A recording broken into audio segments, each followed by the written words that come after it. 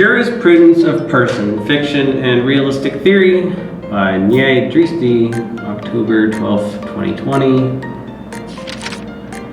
In this article, we look at theories of corporate personalities. Quote, different society has different hypotheses based on the nature of society and the dynamics of intellectuality in their subject. The act of camouflaging of an entity with a legal personality suggests 5 justification theories. As we know that jurisprudence is an outcome of criticism, so like it, these theories contradict each other at a different node of dialogue. Fiction theory. Carl von Savini was the propounder of this theory. As per him, a personality is attached to the corporation, institution, etc. through legal fiction, and the concerned personality is different from the personality of its constituents. There is a double fiction in case of a corporation. The corporation is given a legal personality. The corporation is clothed with a will create interest and subsequently the right. As per Savini, subjective right does not exist in the individual or the group of individuals, but in the ideal whole. What survives all its members is only a fictitious creature of law. In the next section, we look at a Wikipedia article of a juridical person.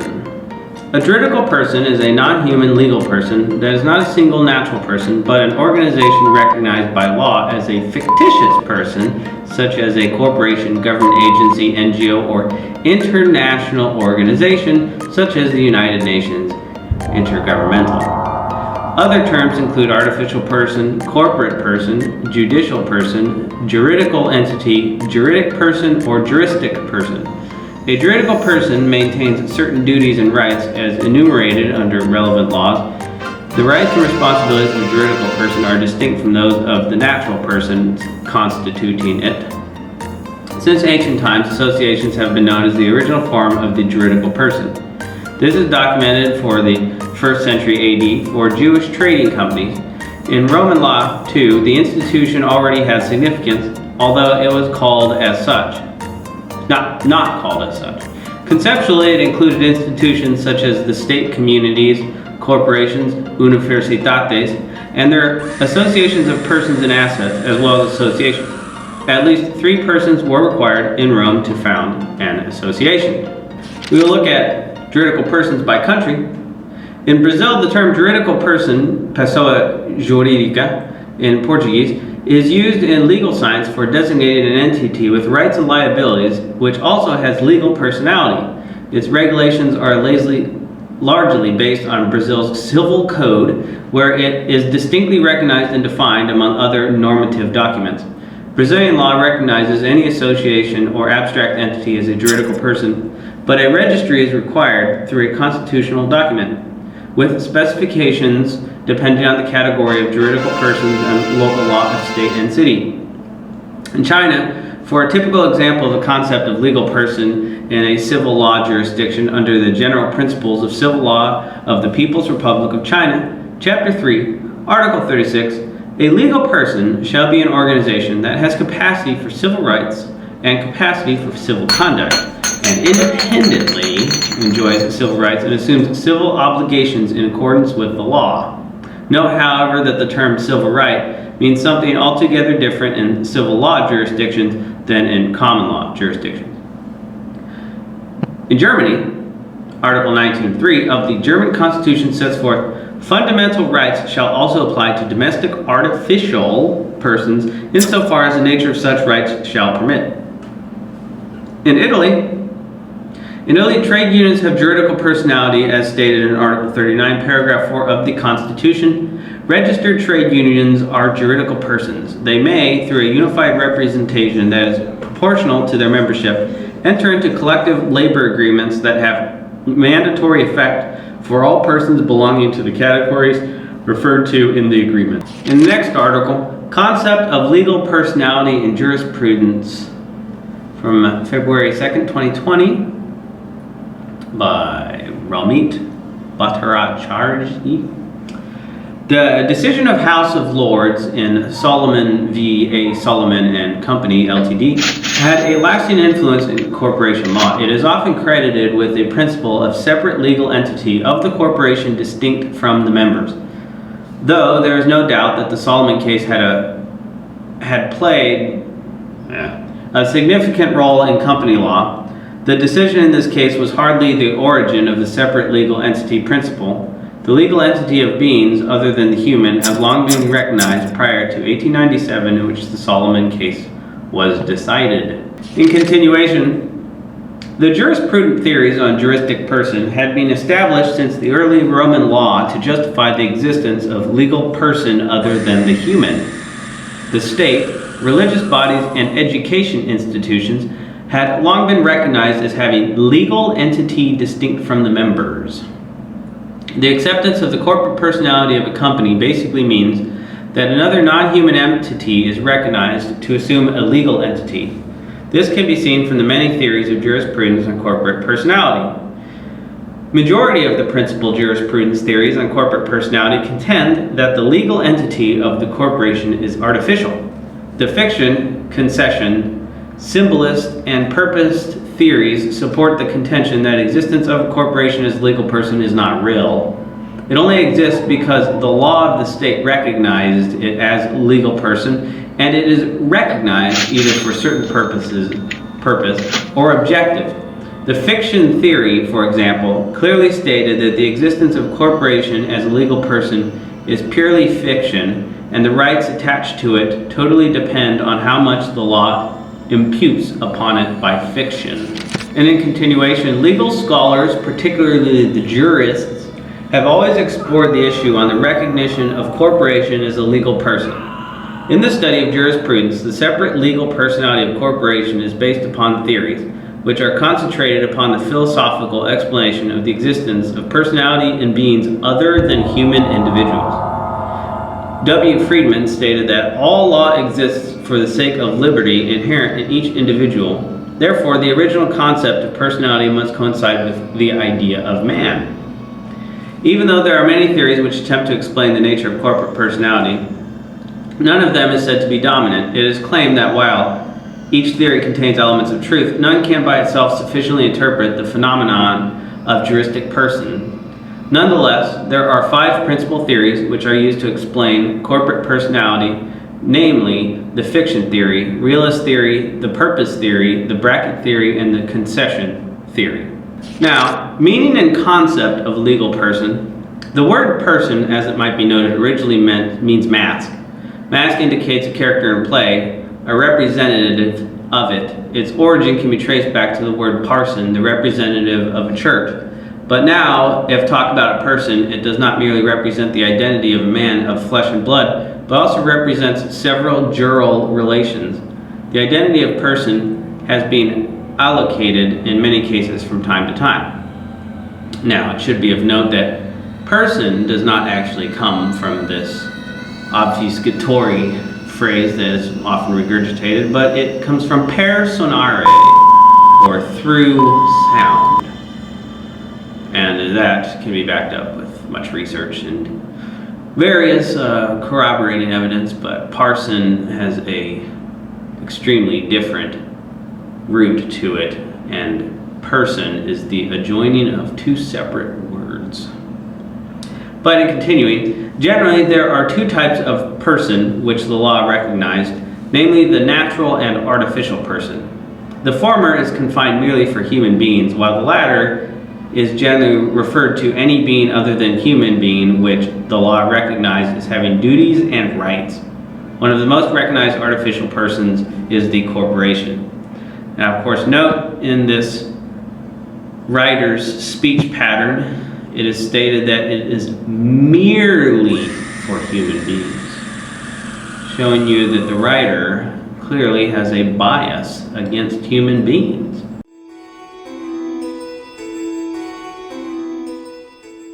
Algorithmic entities in Wikipedia. Algorithmic entities refer to autonomous algorithms that operate without human control or interference. Recently, attention is being given to the idea of algorithmic entities being granted partial or full legal personhood. Professor Sean Bayern and Professor Lynn M. Lopatky popularized through their papers the idea of having algorithmic entities that obtain legal personhood and the accompanying rights and obligations. Now, legal algorithmic entities, and continuing with the Wikipedia article, academics and politicians have been discussing over the last few years whether it is possible to have a legal algorithmic entity, meaning that an algorithm or AI is granted legal personhood. In most countries, the law only recognizes natural or real persons and legal persons. The main argument is that behind every legal person, or layers of legal persons, there is eventually a natural person. In some countries, there have been made some exceptions to this in the form of the granting of environmental personhood to rivers, waterfalls, forests, and mountains. In the past, some form of personhood also existed for certain religious constructions such as the churches and temples. Certain countries, albeit for publicity purposes, have shown willingness to grant some form of legal personhood to robots. On the 27th of October 2017, Saudi Arabia became the first country in the world to grant citizenship to a robot when it gave Sophia a passport. In the same year, official residency status was granted to a chatbot named Shibuya Mirai in Tokyo, Japan. The general consensus is that AI in any case cannot be regarded as a natural or real person, and that granting AI legal personhood at this stage is unwanted from a societal point of view. However, the academic and public discussions continue as AI software becomes more sophisticated and companies are increasingly implementing artificial intelligence to assist in all aspects of business and society. This leads to some scholars to wonder whether AI should be granted legal personhood, as it is not unthinkable to one day have a sophisticated algorithm capable of managing a firm completely independent of human interventions. Brown argues that the question of whether legal personhood for AI may be granted is tied directly to the issue of whether AI can or should even be allowed to legally own property. Brown concludes that the legal personhood is the best approach for AI to own personal property. This is an especially important inquiry since many scholars already recognize AI as having possession and control of some digital assets or even data. AI can also create written text, photo, art, and even algorithms, though ownership of these works is not currently granted to AI in any country because it is not recognized as a legal person. In the United States, Bayer in 2006 argues that this is already possible currently under the U.S. law. He states that in the United States, creating an AI-controlled firm without human interference or ownership is already possible under current legislation by creating a zero-member LLC. An individual member creates a member-managed LLC, filing the appropriate paperwork with the state.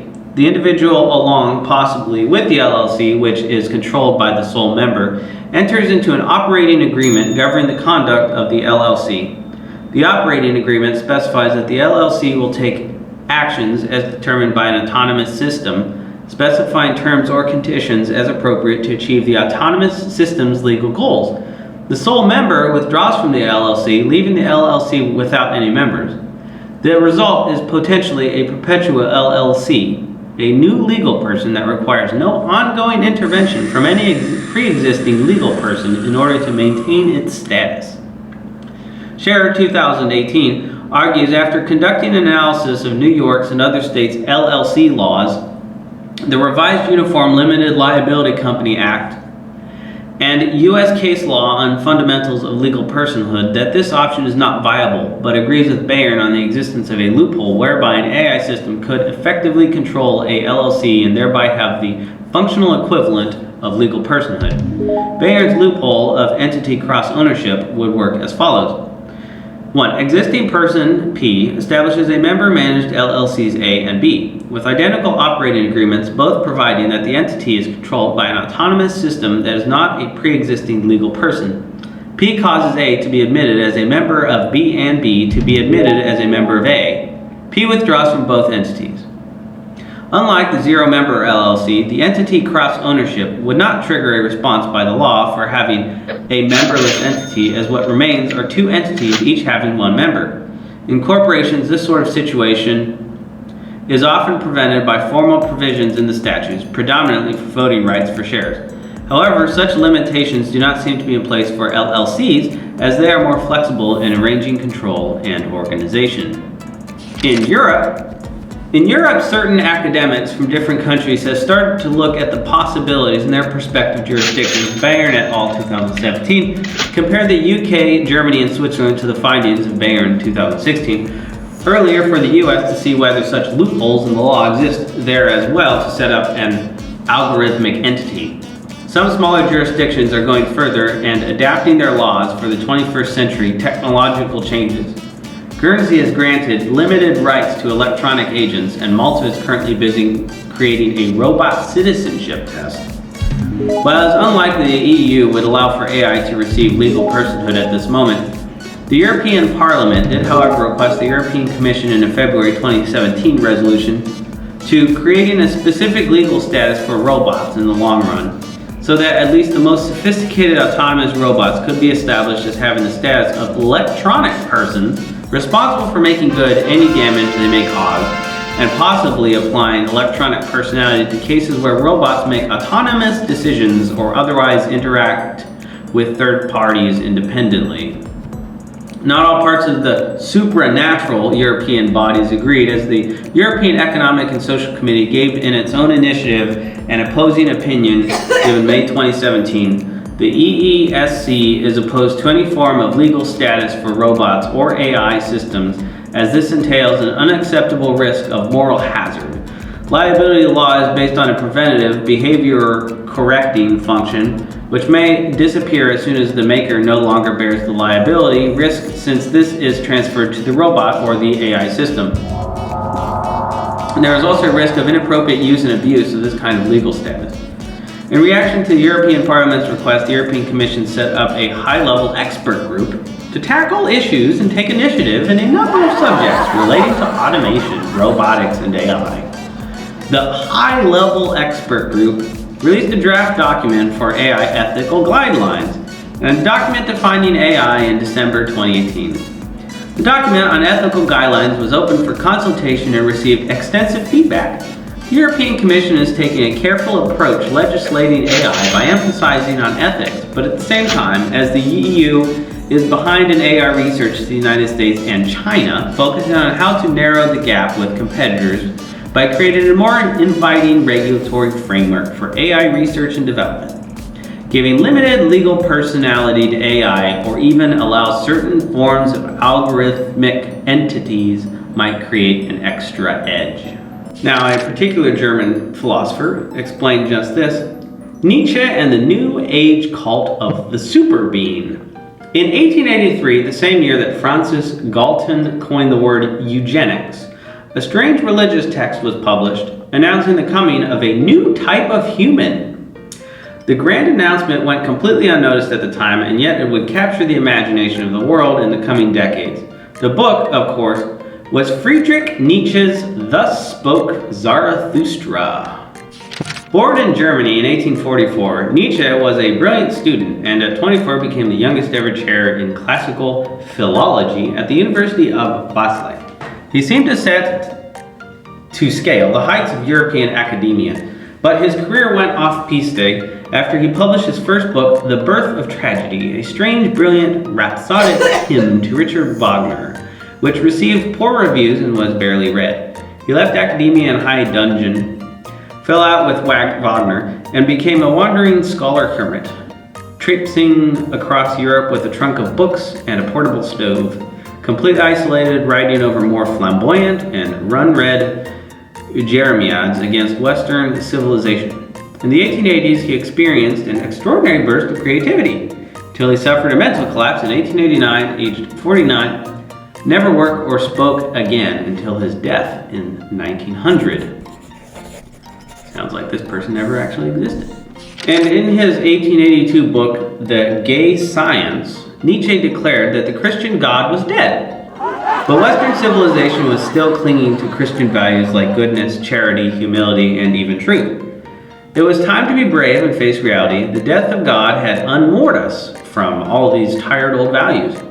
Free thinkers should smash them up. One of his books is subtitled How to Philosophize with a Hammer and Create New Values, New Ways of Being. In place of Christianity, which he despised, Nietzsche preached a spiritual biology. Humans are animals and should embrace our animality. We should follow the wisdom of the body and seek a life of vitality, strength, and self-actualization. Become who you are, Nietzsche tells us. He suggests we should become artists of ourselves, replacing the Christian ideal of goodness with an aesthetic ideal of beauty and intense living.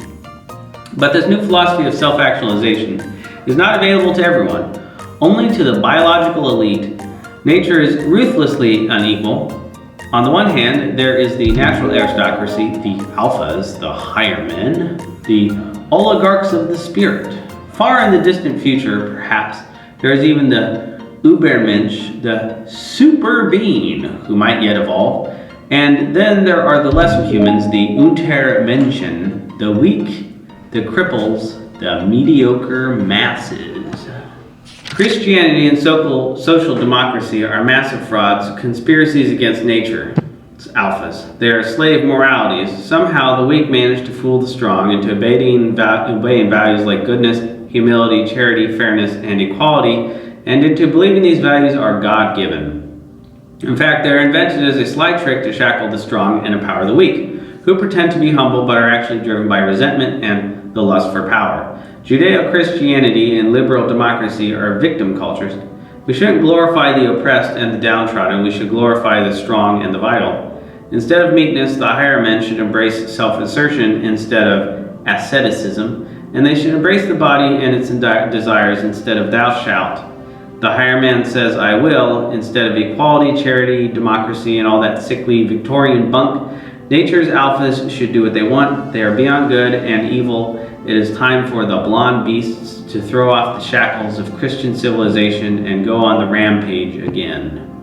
They enjoy freedom from all social control. They feel that in the wilderness they can give vent with impunity to that tension which is produced by enclosure and imprisonment in the peace of society. They revert to the innocence of the beast of prey conscience, like jubilant monsters who perhaps come from a ghostly bout of murder, arson, rape, and torture, with bravado and a moral equanimity, as though merely some wild student's prank had been played, perfectly convinced that the poets have now an ample theme to sing and celebrate. The Genealogy of Morals, 1887. Thus spoke Zarathustra, 1883. He unfurls his religious vision of the coming Übermensch, or Superman. Behold, I bring you the Superman. The Superman is the meaning of earth. Man is something that shall be overcome.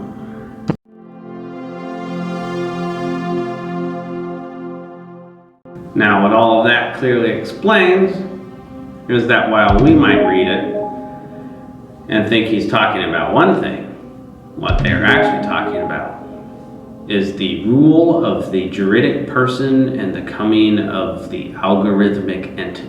Now, in a Wikipedia article of the Mediterranean race, the fact that the Mediterranean race was responsible for the most important of ancient Western civilizations was a problem for the promoters of Nordic superiority. According to Giuseppe Sergi, the Mediterranean race was the greatest race of the world and was singularly responsible for the most accomplished civilizations of ancient times, including those of Mesopotamia, Persia, Egypt, Greece, Phoenicia, Carthage, and Rome.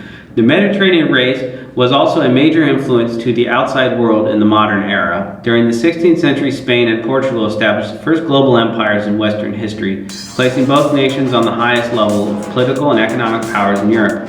Charles Gabriel Céliman also stated that it must, I think, be recognized that the Mediterranean race is actually more achievement to its credit than any other race, since it is responsible by far the greater part of Mediterranean civilization, certainly before 1000 BC, probably much later, and so shaped not only the Aegean cultures but those of Western as well as the greater part of Eastern Mediterranean lands, while the culture of their near relatives, the Hamitic pre-dynastic Egyptians, formed the basis of that of Egypt.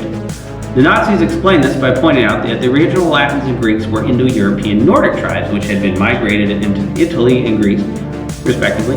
The Nazis also claimed that the Spanish and Portuguese empires were examples of Nordic power, since at the time their governments were run by the descendants of the Germanic Visigoths, who invaded Spain and Portugal 15 centuries earlier. However, they did admit that the masses of people who lived during the flowering of these four civilizations were Mediterranean. This led to Germans of all European races to be classified as Aryans. Now, of course, when we read this, we think they're talking about humans. They're not. They're talking about juridic people. They're talking about institutions and entities, and of course, one of the oldest entities on the planet is the Vatican. And that is a juridic person. Now, we find this with the master race. The master race, German Herrenrasse, is a concept in Nazi ideology in which the putative Aryan race is deemed the pinnacle of human racial hierarchy. The members of this alleged master race are referred to as Herrenmenschen, master humans, or how about masters of the humans? And then this leads us to eugenics. Eugenics came to play a prominent role in this racial thought as a way to improve and maintain the purity of the Aryan master race. Eugenics was a concept adhered to by many thinkers in the 1910s, 1920s, and 1930s, such as Margaret Sanger, Murray Stopes, H.G. Wells, Woodrow Wilson, Theodore Roosevelt, Madison Grant, Emile Zola, George Bernard Shaw, John Maynard Keynes, John Harvey Kellogg, Linus Pauling, and Sidney Webb.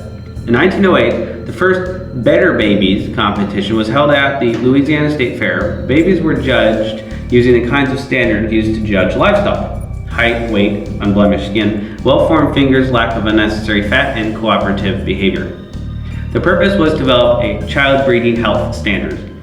At the Kansas State Fair beginning in 1920, a Fitter Family contest sponsored by the American Eugenics Society's Committee on Popular Education, family members had to submit an abridged record of family traits and were then administered physical and psychological examinations to determine their fitness or eugenic health. Contestants received better letter grades, and the winners, almost always white and of Western and Northern European background, were awarded trophies. Some years later, contestants in the Miss America contest beginning in 1935 were required to be of the white race and had to submit a detailed account of their ancestry. Those who had backgrounds connecting them to the Pilgrims' arrival on the Mayflower or the American Revolutionary War received an advantage. The Nazis took this concept to an extreme by establishing a program to systematically genetically enhance the Nordic Aryans themselves through a program of Nazi eugenics based on the eugenics laws of the U.S. state of California to create a super race. Of course, this part, while it does explain much, is also propagandized and misleading. And now, when we look at current day propaganda, we are finally seeing the ultimate objective of this establishment of the master race. When we look at what makes a good net zero carbon emissions pledge. From that point of view, only carbon emissions need to reach net zero. CO2 definitely needs to be tackled with a net zero target because those emissions need to go to zero to avoid global warming, of course. Like that's not a threat. And then, surprise, surprise, carbon is a primary component of all life on Earth, representing approximately 45 to 50% of all dry biomass. Carbon compounds occur naturally in great abundance on Earth. Complex biological molecules consist of carbon atoms bonded with other elements, especially oxygen and hydrogen, and frequently also nitrogen, phosphorus, and sulfur, collectively known as CHNOPS. Because it is lightweight and relatively small in size, carbon molecules are easy for enzymes to manipulate. It is frequently assumed in astrobiology that if life exists elsewhere in the universe, it would also be called carbon-based. Critics refer to this assumption as carbon chauvinism. Seems like the writer of this article doesn't like humans. And of course, are humans carbon-based life forms? Yes, humans are carbon-based life forms. Carbon is the most important element of life. About 18% mass composition of the human body is composed of carbon. Oxygen is the most abundant element in the human body with about 65% mass. Carbon, the basic unit for organic molecules, comes in the second position. Of course, what this tells us is that they wish to reach zero carbon emissions meaning remove all life on Earth that's carbon-based or that emits carbon, and replace that life, human being, with a superior race of beings.